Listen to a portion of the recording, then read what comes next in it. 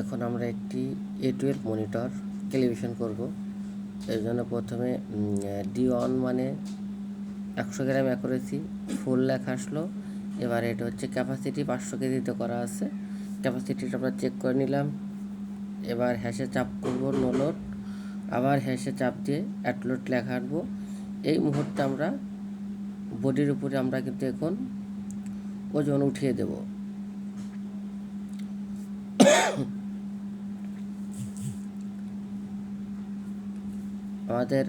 আমরা প্রায় 200 কেজি দিয়ে এটা ক্যালিব্রেশন করব।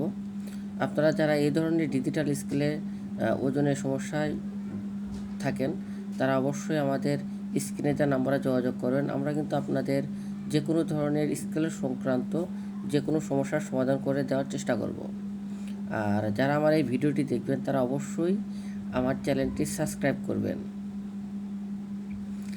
বডিতে কিন্তু ওজন তুলে দেওয়া হচ্ছে, সেটাও আমরা আপনাদের দেখাবো।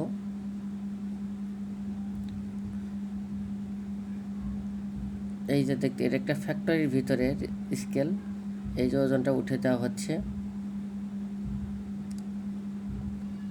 আপনারা যারা আপনাদের ফ্যাক্টরিতে এই ধরনের স্কেল স্থাপন করতে চান, bridge scale, animal scale, rod weight scale, যে কোনো ধরনের ভ্যান ব্রিজ, এই ধরনের স্কেল স্থাপন করতে চাইলে অবশ্যই আমাদের স্ক্রিনে দেওয়া নাম্বারে যোগাযোগ করতে পারেন।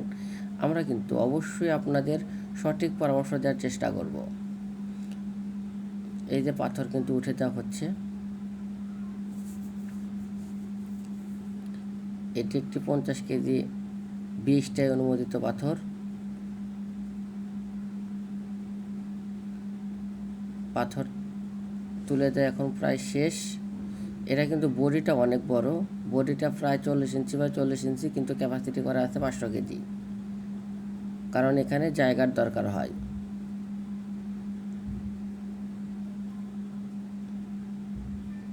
এখন আমরা 200 কেজি লিখে দেব। 200 কেজি লিখে দিলাম,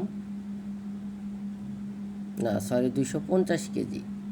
এটা 250 কেজি দিয়ে ক্যালিব্রেশন করা হচ্ছে। এবার হ্যাশ বাটনে চাপ দিয়ে ইন্টে চাপ দেব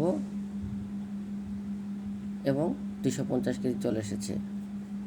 ভালো থাকবেন, অবশ্যই আমার চ্যানেলটি সাবস্ক্রাইব করবেন। ধন্যবাদ।